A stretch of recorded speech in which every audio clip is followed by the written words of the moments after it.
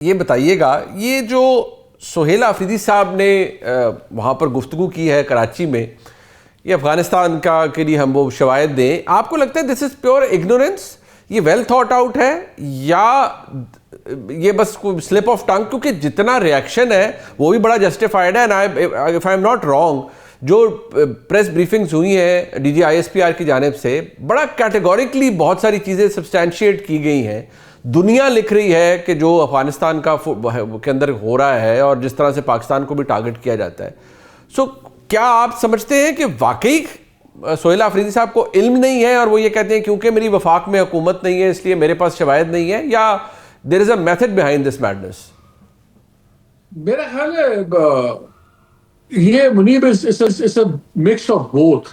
Bad choice of words, अल्फाज का चुनाव मेरे ख्याल में ठीक नहीं था। शायद वो बात कुछ और कहना, वो ये कहना चाह रहे होंगे कि जी हमें स्पेसिफिक डिटेल्स शेयर कर दें।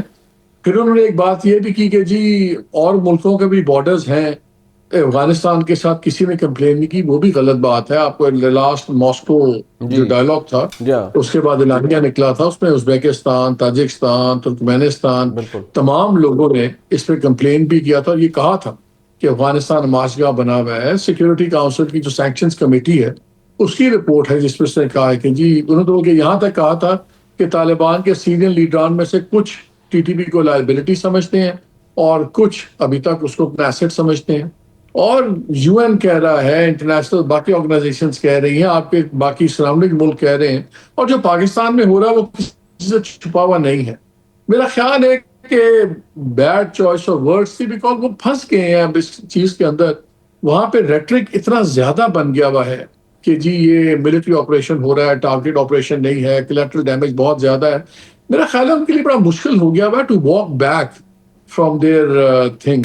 और फिर आपको पता है बढ़िया एक तूफान आ गया जब मेरे प्रोग्राम में शफी जान ने, जब मैंने उनसे कैटेगोरिकली पूछा तो 2-3 बारी उन्होंने ऐसे बात की, अगरचे एंड में उन्होंने कह दिया फ्रैंकली एट वन पॉइंट कि हाँ जी टेररिस्ट जमात है। आज भी गौर खान ने बड़ा कैटेगोरिकली कहा कि जी हम टीटीपी को दहशतगर्द जमात समझते हैं, जो भी पाकिस्तान में दहशतगर्द करेगा हम उसको दहशतगर्द समझते हैं।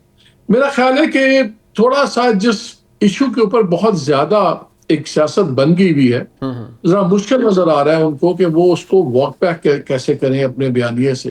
तो उसमें फिर इस तरह की गलतियां होंगी और अनफॉर्चुनेटली उससे कॉन्सिक्वेंसेस बहुत ज्यादा खतरनाक हैं। अच्छा मालिक साहब, देखिए जो डीजी आईएसपीआर कहते हैं ऑब्वियसली वो किसी शख्स का मौक़िफ़ नहीं है, वो इदारे का मौक़िफ़ है। जो एक पोजीशन है, ज़ाहिर बात है, जो भी उधर से आता है, every word that he utters और जो भी वो बात करते हैं। अब उसके बारे में जलसों के अंदर एक इदारे का तर्जुमान, कभी ये बड़ी नीच गुफ्तगू थी, कभी ये था, कभी वो, इस तरह की बातें अलॉन्ग दीज लाइन्स की हैं उन्होंने। और मैं इनका मुकाबला करूंगा, मैं इनके खिलाफ खड़ा होऊंगा, ये बातें जहाँ जहाँ ये लोग ये करेंगे। आपको लगता है कि सुहेल आफरीदी साहब को कंसिडरिंग कि अभी जो वो फॉरेंसिक साइंस एजेंसी से पंजाब की जो एक कुछ वेरिफिकेशन हुई है कुछ क्लिप्स की, डू यू थिंक कि उनको भी लग रहा है कि इवेंचुअली उनके लिए भी मसाइल फिर शायद उसी जगह जाएंगे और 9 मई वाला मामला होगा तो he also wants to go down fighting? या आपको लगता है कि नहीं, इट्स बिकॉज इमरान खान साहब ने उनको इसीलिए चूज़ किया है, उनका इंतखाब किया है कि ये पुश बैक इनकी तरफ से मिलेगा और ये चैलेंज करेंगे पाकिस्तान की इस्टेब्लिशमेंट को?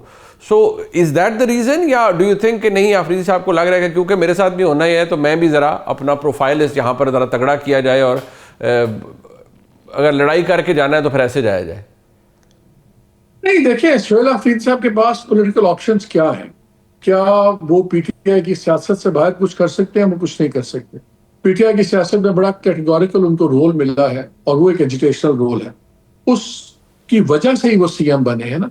ये नहीं था कि वो पहले सीएम थे और उनको प्राइम मिनिस्टर ने, फॉर्मर प्राइम मिनिस्टर ने ये कहा कि आप तहरीक करें और एजुकेशनल रोल करें। उनको सीएम बनाया ही गया था एजुकेशनल रोल के लिए। अब हॉक्स कौन है पीटीआई में? अलीमा खान ग्रुप वो है सबसे बड़े हॉक्स। वो आप रोजाना उनकी तारीफ कर रहे हैं। सो उनको पता है कि he has to live by the sword and die by the sword. मेरा ख्याल है उनके पास पॉलिटिकल ऑप्शन है ही नहीं कि वो कोई और रास्ता इख्तियार करें, और जो आइडेंटिटी उनकी है वो उसी पे चलेंगे। और वो May 9 एक साइड कॉन्स्टिट्यूशन के लिए होगा, वो तो एक मोडालिटी है ना मुनीब, कि अगर आपने सुहेल अफरीदी को चेंज करना है तो आप कैसे चेंज करेंगे? अब जहां ओवरवेलमिंग मेजोरिटी प्रोविंशियल असेंबली की आपके साथ है तो आप उसको वोट आउट तो नहीं करवा सकते, तो फिर आप उनको जुडिशियल तरीके से निकाल सकते हैं ना, केस बना दें, सजा दे दें, डिस्क्वालीफाई कर दें। तो मेरा ख्याल है कि वो एक वन वे रोड पे जा रहे हैं, no matter what the consequences are.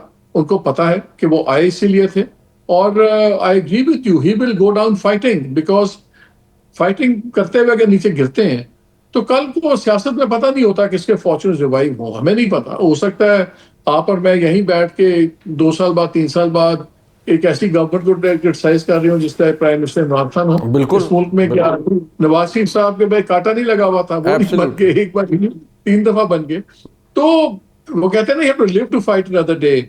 तो मेरा ख्याल है कि वो बिल्कुल अपनी जगह से नहीं हटेंगे, वो एक स्पेसिफिक मैंडेट से आए हैं, उसी मैंडेट की वजह से वजीर आला बने हैं, और अगर उसी वो डायरेक्शन को फॉलो करते हुए गिरते हैं तो उनका अपना पॉलिटिकल करियर आगे भी बड़ा अच्छा रहेगा। ठीक। सो मेरा नहीं ख्याल किसी को सरकार में या किसी को ये तवक्को करनी चाहिए कि सुहेल अफरीदी अपनी वजारत आला बचाने के लिए कोई अपना रास्ता बदलेंगे।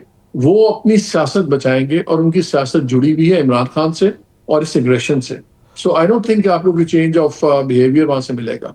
अच्छा, ये अगर इसको थोड़ी इसकी फ्लिप साइड देखें कि जो पाकिस्तान के अंदर वफाकी हुकूमत है, वो अब जैसे ही अफरीदी साहब ने कहा, सारों के बयान, ट्वीट्स, एक हंगामी प्रेस कॉन्फ्रेंस तलाल चौधरी साहब ने की, आपको लगता है कि पाकिस्तान की हुकूमत, और जारी बात है मैंने आई एम टॉकिंग अबाउट हुकूमत, आई मीन कि पाकिस्तान की जो सिक्योरिटी इस्टेब्लिशमेंट है वो स्टमक कर सकती है इतना ज़्यादा जो बैकलैश है या इतनी ज़्यादा जो पुश बैक है from PTI and in particular from KP government with everything happening? अब जैसे वो एक खसूसी सिक्योरिटी कमेटी है, उसने लिख दिया है ख़त जी के कोर कमांडर जो है वो ब्रीफिंग दें खैबर पख्तूनख्वा की उस कमेटी को, सूबाई असम्बली की।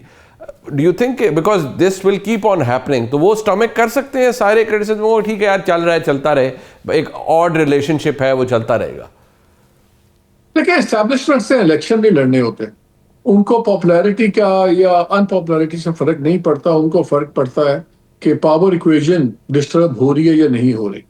और अब यहाँ पे लाइन सारे इतनी आगे जा चुके हुए हैं, चाहे वो PTI है, चाहे वो एस्टैब्लिशमेंट है, सारे बहुत सी रेड लाइंस अपनी क्रॉस कर चुके हैं।